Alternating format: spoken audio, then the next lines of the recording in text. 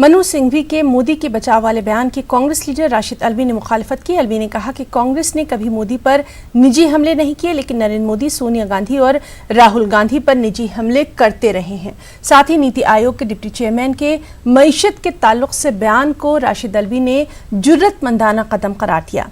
राशिद अल्वी से हमारी साथी रंजीता झा ने खास बातचीत की। कांग्रेस पार्टी में भी कई मोदी जी के समर्थक आ गए हैं। बात करने के लिए हमारे साथ कांग्रेस के वरिष्ठ नेता राशिद अल्वी हैं। सर, कल जयराम रमेश और आज अभिषेक मनु सिंघवी दोनों ने ये कहा है कि पीएम मोदी को खलनायक की तरह देखना ठीक नहीं है, कांग्रेस पार्टी ये चीजें करना बंद कर दे। देखिए, कांग्रेस पार्टी या हम में से कोई भी पर्सनल अटैक कभी नहीं करता है, व्यक्तिगत अटैक कभी नहीं करते हैं। आइडियोलॉजिकली लड़ाई लड़ी जाती है और मुझे तकलीफ़ है उन लोगों के ये बयानात सुन के। बीजेपी का कोई नेता ऐसा नहीं है कि जो राहुल गांधी, प्रियंका गांधी, सोनिया गांधी पे व्यक्तिगत अटैक ना करते हों, और कांग्रेस में रहते हुए इस तरीके के बयानात देना मुझे ताज्जुब भी है और अफसोस भी है कि आप कैसे कांग्रेस पार्टी लड़ाई लड़ेगी जो इस तरीके के लोग इस तरीके के बयानात देंगे। और कांग्रेस तो बहुत करीबी माने जाते हैं राहुल गांधी। मैं किसी का नाम नहीं लेना चाहता, कौन करीबी है, सभी करीबी रहे हैं। यूपीए की सरकार में सबने इन्होंने एंजॉय किया है, और आज इस तरीके के बयानात देना कांग्रेस को कमज़ोर करना है। सर, एक बयान और आया है नीति आयोग के जो वाइस चेयरमैन है उनकी तरफ से। उन्होंने साफ तौर पर सरकार को निशाने पर लिया है। उन्होंने ये कहा है कि देश जो है वो 70 साल में पहली बार इतनी बुरी अर्थव्यवस्था से गुजर रही है, इतनी बुरी स्थिति देश की कभी नहीं हुई। देखिए, विपक्ष बोले तो यकीन नहीं करती सरकार, खिलाफ बोलती है, लेकिन नीति आयोग का वाइस चेयरमैन अगर बोल रहा है तो इससे ज़्यादा कुछ नहीं हो सकता है। आज आर्थिक स्थिति देश की दिन ब दिन नीचे जा रही है, लाखों आदमियों की नौकरियां जा रही हैं। जितने मिडिल क्लास इंडस्ट्रियलिस्ट हैं आहिस्ता आहिस्ता अपना कारोबार बंद करते जा रहे हैं या कम करते जा रहे हैं। ऑटो इंडस्ट्री आहिस्ता आहिस्ता ख़त्म होने के कगार पर है, और सरकार के मुद्दे 3 तलाक हैं, सरकार के मुद्दे 370 हैं, सरकार के मुद्दे यूनिफॉर्म सिविल कोड है। न बेरोज़गारी से वास्ता है, न आर्थिक मंदी से वास्ता है। मैं वीसी की वाइस चेयरमैन नीति आयोग की तारीफ भी करूँगा, उन्हें मुबारकबाद भी दूंगा। यही देशभक्ति है। देशभक्ति की असल परिभाषा यही है कि देश की सच्ची तस्वीर देश के सामने रखनी चाहिए। कैमरा पर्सन विपिन के साथ रंजीता झा, न्यूज़ 18 नेटवर्क। आलमी उमूर के माहिर संजय श्रीवास्तव का कहना है कि पाकिस्तान फिर से नए हमले की साजिश कर रहा है, लेकिन इस बार हमारी एजेंसियां मुहतात हैं। संजय श्रीवास्तव से खास बातचीत की हमारे नुमाइंदे शंकर आनंद ने। पाकिस्तान लगातार भारत के अंदर में आतंकी गतिविधियां कर रहा है, और इस मसले पर मसूद अजहर अपने भाई को भी आगे करके जिस तरह से भारत के अंदर में कई आतंकी हमले करने की योजना बना रहा है, इसी मामले में आइए बात करते हैं। विदेश मामलों के जानकार संजय श्रीवास्तव सर हमारे साथ हैं। सर, किस तरह से पाकिस्तान जो लगातार भारत के अंदर में आतंकी गतिविधियां तैयार कर रहा है, और अभी एक विशेष अलर्ट आया है कि चेन्नई के मार्फत वहां पे कुछ आतंकियों को प्रवेश कराना, तो वहीं दूसरे रास्ते से भी भारत के अंदर में आतंकियों को भेजने की जो तैयारी चल रही है। देखिए, अभी जो रिपोर्ट्स हैं वो ये बताती हैं कि पाकिस्तान जो जैश ए मोहम्मद का इस समय जो ऑपरेशनल कमांडर है रऊफ़ असगर, जो मौलाना मसूद अजहर का छोटा भाई है, उसका सहारा लेकर के पाकिस्तान भारत में एक नए हमले की साजिश कर रहा है। और पाकिस्तान ऑक्युपाइड कश्मीर की जो लीपा वैली है वहाँ पे लगभग 100 ऐसे टेररिस्ट हैं कि जो कि एक अपना ग्रुप बनाए हुए हैं और भारत के खिलाफ एक बड़ी साजिश रच रहे हैं।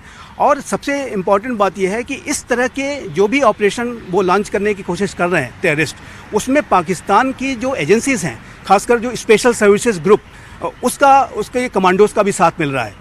स्पेशल सर्विसेज ग्रुप के कमांडोज छोटे छोटे ग्रुप में बंट करके इन जो आतंकवादी संगठनों को मदद करने की कोशिश कर रहे हैं।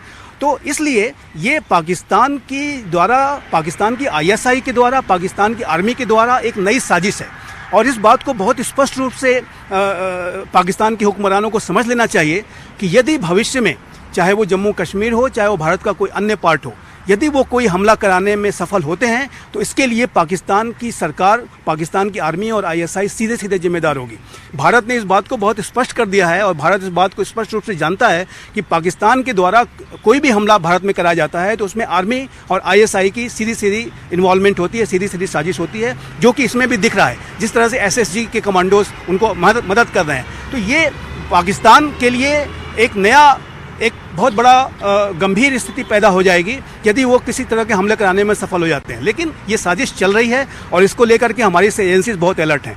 दूसरा, एक पाकिस्तान अब चेन्नई के माध्यम से श्रीलंका का रूट लेते हुए भी एक साजिश रच रहा है, क्योंकि वो एलओसी में और आईबी सेक्टर में किसी भी तरह की सीधी घुसपैठ कराने में नाकाम रह रहा है, तो वो नया रूट तलाश रहा है और इसमें उन्होंने समुद्री रास्ते को चुनने की भी साजिश रची है। तो लेकिन हमारी एजेंसीज हर तरह के अलर्ट से वाकिफ़ हैं और हर तरह से मुस्तैद हैं और किसी भी तरह की पाकिस्तान की हिमाकत को, पाकिस्तान की साजिश का जवाब दिया जाएगा। और यदि वो कोई हमला कराने में असफल होते हैं तो भारत के पास सर्जिकल स्ट्राइक, एक नई सर्जिकल स्ट्राइक के ऑप्शंस पूरी तरह से खुले हुए हैं।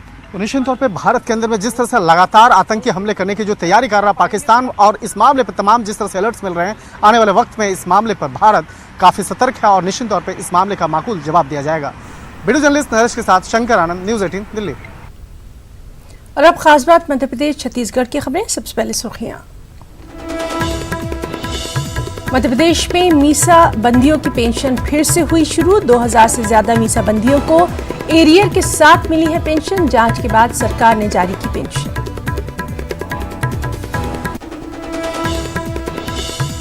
वालिद जिस कोर्ट में चपरासी बेटी, उसी कोर्ट में बनी जज।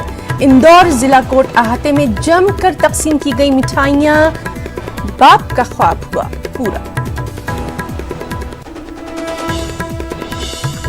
और छत्तीसगढ़ के वज़ीर-ए-आला भूपेश बघेल का यौम पैदाइश आज। इस मौके पर भुखमरी के खिलाफ मैराथन का किया गया इनेकाद। वज़ीर-ए-आला ने इस मौके पर कहा, भुखमरी के खिलाफ जंग रहेगी जारी।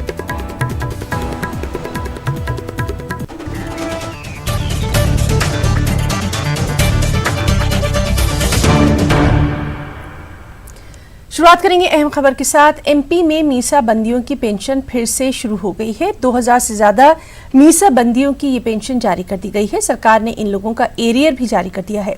कमलनाथ हुकूमत ने मीसा बंदियों की जांच तक पेंशन को रोक लिया था। जांच के बाद सरकार ने उनकी ये पेंशन जारी कर दी।